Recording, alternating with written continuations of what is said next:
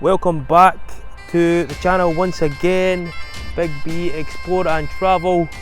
Today guys, we're at Stirling Bridge and we're going to talk a lot more about the Battle of Stirling Bridge.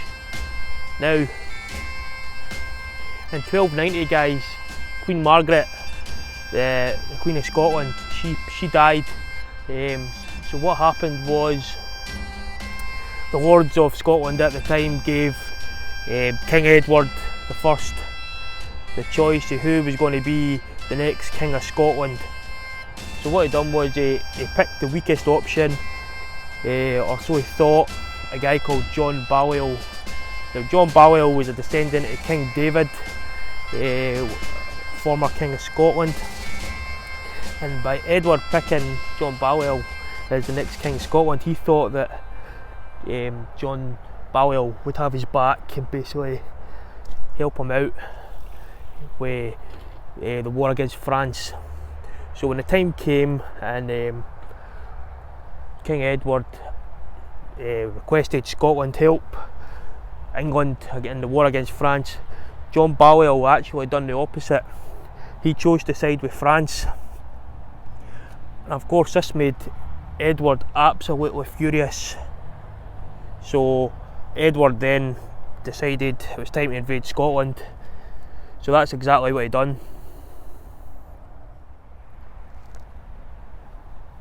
So in 1296, guys, King Edward decided he'd finally had enough of John Balliol and he decided to invade Scotland. So he marched upon the garrison, the Berwick, and he absolutely massacred them. He left none alive, killed them all.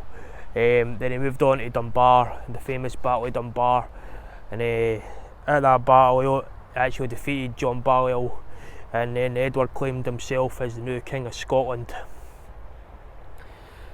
This obviously made a certain William Wallace very unhappy, and he decided this wasn't going to happen. He wasn't going to stand for this. So Wallace went up to Dundee and he got in touch with a guy called Andrew de Moray, and him and Wallace assembled an army to basically take it to King Edward. So they marched down to Stirling. Now Edward got word that Andrew de Moray and William Wallace, also known as Braveheart, Edward got word that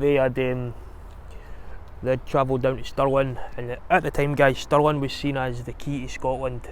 It really was. I mean, you had Stirling Castle, which was the main fortress, the main Scottish castle, and you had the River Forth, and at the time there was only the Stirling Bridge to cross the River Forth, and if you controlled Stirling, then you basically controlled, like I've said in previous videos guys, you controlled the highway to the north, the highway to the Highlands and stuff like that. I mean, this was a key area, central Scotland, and then basically if you controlled Stirling, Stirling was seen as the key, you controlled the rest of Scotland. So under no circumstances did Edward I want William Wallace and friends to occupy Stirling. So he sent a large force up to Stirling. So guys, the forces that Edward sent up, led by the Earl of Surrey, were believed to be around 10,000 men, 9 to 10,000 men, and a large proportion of these was cavalry. Now at the time guys, Stirling Bridge was very, very narrow. It's still quite narrow today. We'll actually walk across that in a minute, I'll let you see. But Stirling Bridge, at the time, basically only 2 horses could cross side by side at one time, and an army of 10,000, I mean, I believe it would have took hours and hours for the full army to cross. Basically the Scots were on one side of the bank and the English were on the other.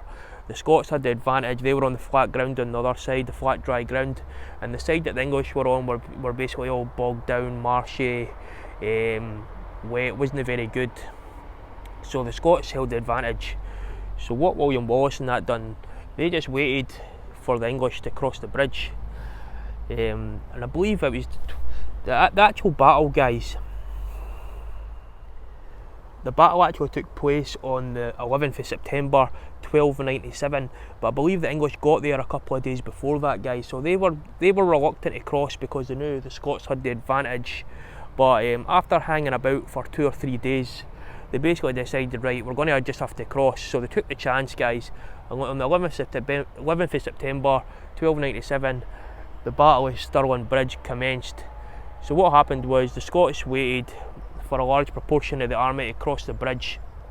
Now they knew only a certain amount of cavalry and soldiers and stuff could get across at one time.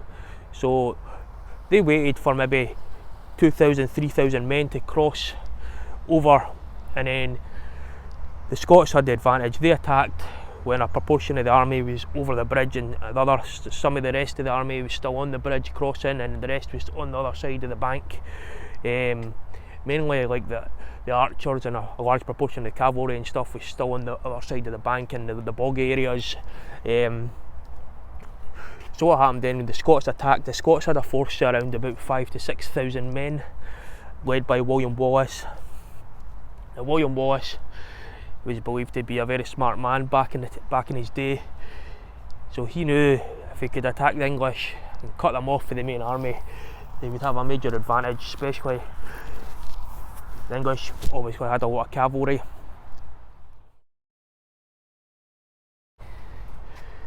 And the Scots had a lot of like pikemen and spearmen and stuff like that. So when the English got over and they seen the Scots were attacking, a couple of thousand army men from the English, they decided they were going to charge the Scots. Now that's exactly what William Wallace and the Scottish wanted. They had a lot of pikes and spears, so when they did charge them, all the cavalry just got basically pierced with large spears and pikes, and the Scots absolutely massacred them.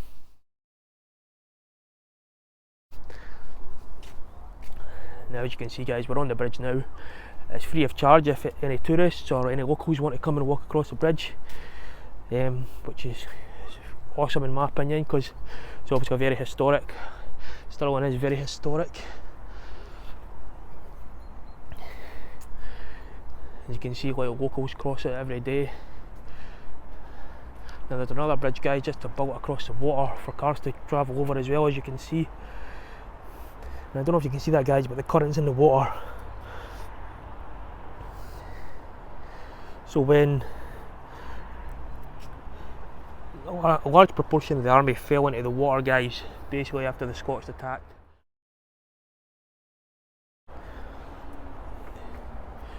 Now the English, guys, were being absolutely massacred, as I was speaking about a minute ago. I believe about 2,000 or 3,000 of them had crossed, and the Scots, after the charge, the Scots then picked them off one by one. A lot of the men fell into the river.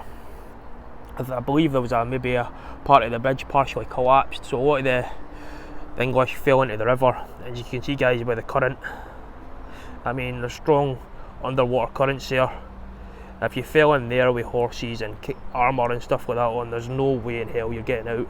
I mean, even to this day, there's been a few accidents here where people have maybe jumped in the river for a bit of fun or whatever, and they've not realised how strong the river currents are, and they've ended up drowning and stuff. So if you fell in there with armour and stuff on, guys, there's no way you're making it out.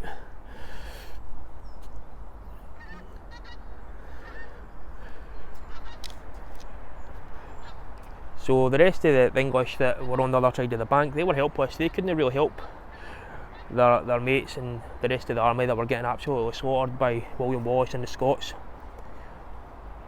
And some of the men are believed to have actually jumped in the river to get away from the Scottish because they were getting so badly massacred. Their friends were just getting cut up into pieces. Do you know what I mean? I mean, if you've seen your friends getting stabbed and like massacred, and you were next, I dare say you would jump in the river as well. And in doing so, a lot of them drowned by jumping into the river to try and get back to the other side of the bank.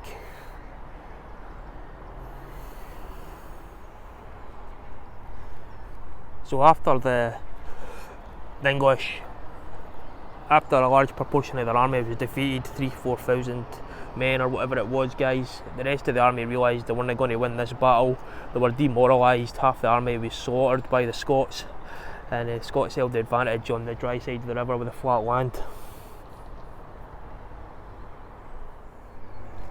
So the Earl of Surrey, he knew he was defeated, so the rest of the English army made a swift retreat, and William Wallace and the Scots won the Battle of Stirling Bridge. And to this day, guys, he's kind of immortalised. I mean, he's known as Braveheart now and stuff, and obviously there's been a film made, and but this is the battle that kind of immortalised him. This was the first major battle Scotland had won over England in the Scottish Wars of Independence, and it was basically just telling the English, like, we don't accept you as our rulers. That's not going to happen, and we're going to fight, and you're not going to control us. As it says in the film, you may take our lives, but you'll never take our freedom. So guys, what we're going to do now is we're just going to walk across to the other side of the bridge and have a quick look. You see the currents down there, guys, from the river. So as you can see, guys, even to this day it's quite narrow.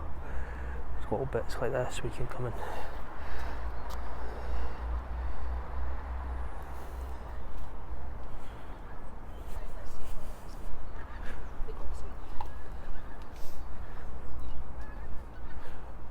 But yeah, I would imagine even today, guys, if you were walking along this with horses, you would get 2 or 3 walking side by side, 3 at a push. You would not get any more than that.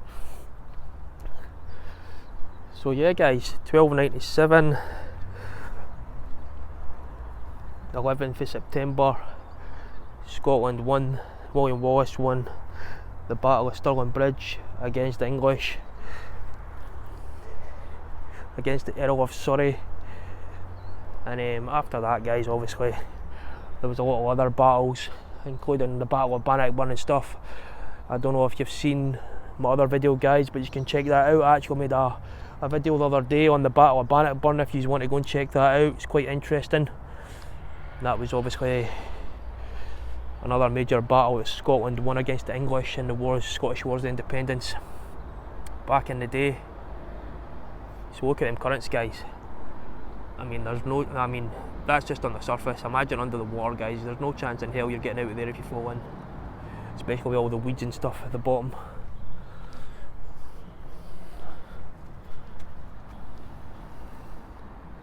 So guys, this wall actually goes all the way around, so I would have to go away down there onto the main road and that to get a view of the bridge for the other side. So what I'll do is I'll walk back around, guys, and I'll give you another view from this side of the bridge.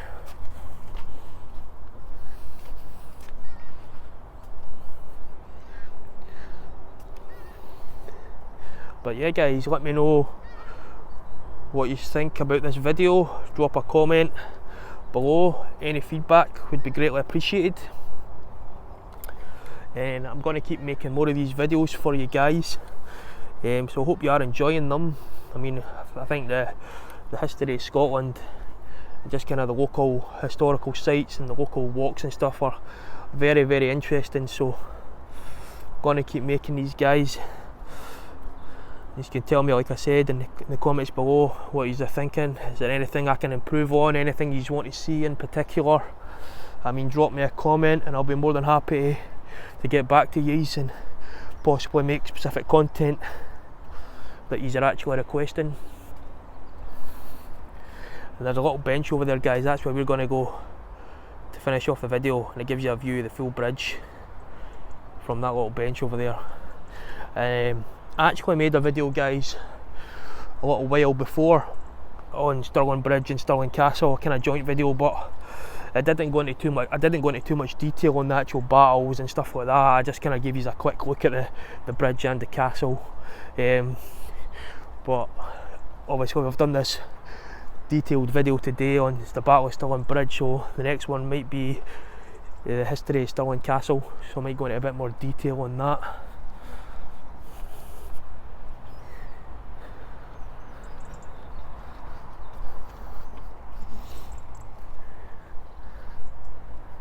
So this is Stirling, guys. If you've not been to Stirling, it's a nice area, guys. Lots of walks and cool stuff to do.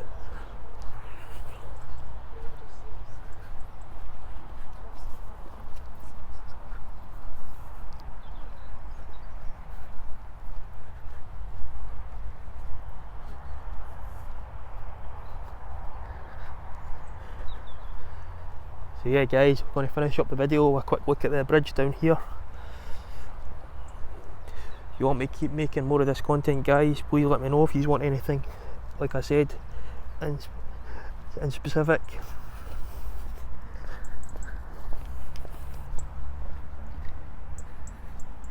Also, guys, it'd be much appreciated if you could drop me a like and subscribe to the channel. I mean, the only way the channel is going to grow, guys, if you help me out a little and subscribe to the channel and like the videos, I mean, and then that gives me a platform to start building the channel up and making more of this content for you, so that would be much appreciated. Now, sometimes ducks and that down here as well, guys, so you can come down here for the day and feed the ducks and that as well. Sit on the bench and look at that view. Absolutely spectacular. So, guys, hope you enjoyed the video today. Subscribe and tune in next time, guys, for the next one. We will see you then.